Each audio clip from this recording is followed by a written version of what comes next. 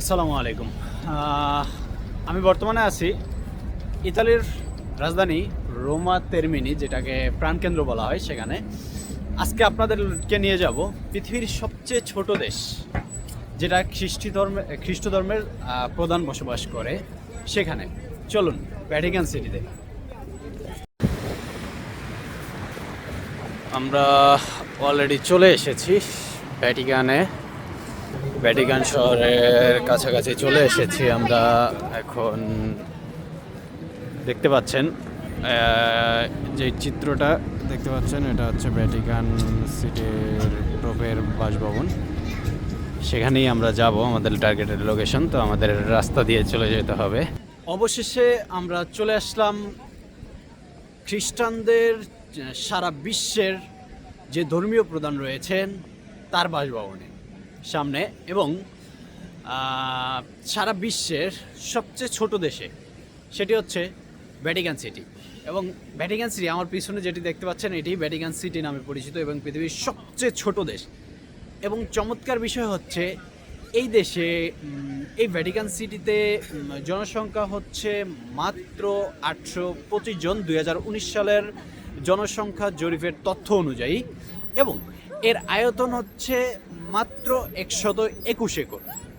এই ভ্যাটিকান সিটির আয়তন মাত্র 121 একর। এবং চমৎকার যে বিষয়টি হচ্ছে, এই ভ্যাটিকান সিটির এই 825 জনের জনসংখ্যা 121 একর ভূমির এই দেশটিতে সেনাবাহিনীর বহরও রয়েছে। এবং তাদের এই সেনাবাহিনীর বহরের যেটা কি বলে সংখ্যা হচ্ছে 110 জন, এবং তারা সবাই সুইজারল্যান্ডের নাগরিক।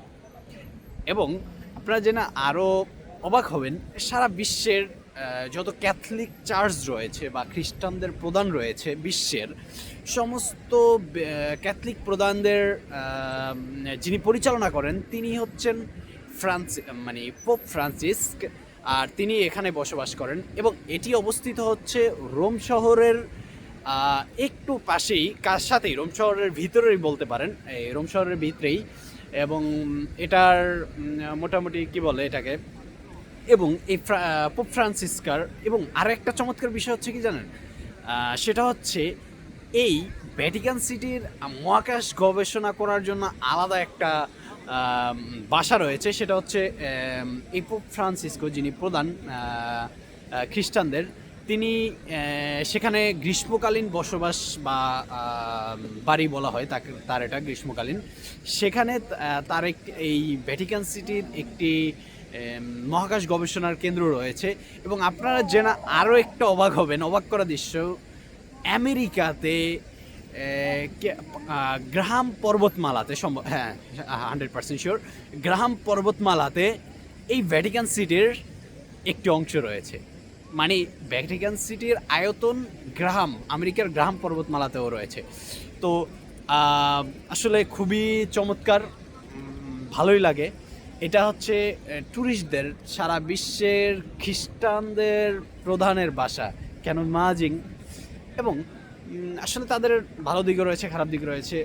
এবং এখানে প্রায় এই ইতালিতে বা এই রোম শহরে প্রায় প্রতি বছর 60 লক্ষ ট্যুরিস্ট, 50 থেকে 60 লক্ষ ট্যুরিস্ট শুধু ঘোরার জন্য আসে। আর ট্যুরিস্ট ঘোরার জন্য আসছে রোমাতে বা ইতালিতে, তারা এই ভ্যাটিকান সিটিতে আসবে না, এটা হতে পারে না। দ্যাটস ইট, ভেরি অ্যামাজিং, খুবই সুন্দর, ভালো লাগার দৃশ্য। তো যদি ভালো লাগে, এবং ভিডিওটি ভালো লাগলে অবশ্যই সাপোর্ট করবেন। ভালো থাকবেন। আল্লাহ হাফেজ, আসসালামু আলাইকুম।